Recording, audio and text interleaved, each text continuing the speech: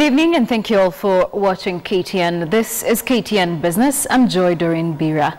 Small-scale tea farmers across the country have every reason to smile after a consignment of 39,000 metric tons of fertilizer procured by the KTDA arrived at the port of Mombasa. The consignment is part of the larger 77,000 metric tons procured by KTDA to the tune of 2.36 billion shillings.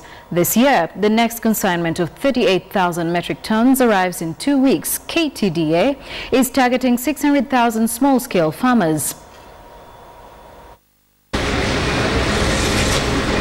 This is the first batch of the 77,000 metric tons of NPK fertilizer which Chai Trading Company, a subsidiary of KTDA, procured from Russia, valued at 2.36 billion shillings. This fertilizer is of the best quality, the tea fertilizer, which is NPK 2655, and we believe when it arrives and with the rains that you've seen today, we believe the crop is going to improve substantially.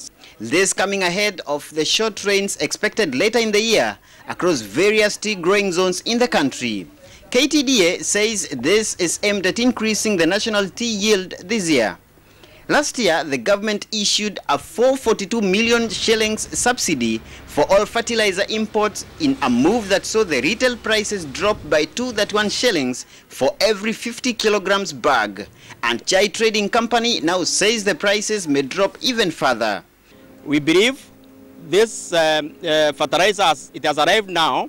Once we wrote all the transport costs and other logistic costs, the farmers will get the fertilizer very competitively, more or less the same price. The fertilizer will be distributed across the country in the next 2 months through KTDA factories. Fertilizer basically improves the yield of our tea, and therefore, if you apply fertilizer in good time, you expect a better yield, and this is what we are asking our farmers to do as soon as they get the fertilizer. It is every farmer's expectation to yield maximum profits from their crops, and no doubt the distribution of this fertilizer here to farmers across the country will bring into fruition the dreams of many tea farmers. Muremi Mwangi, KTN, Mombasa.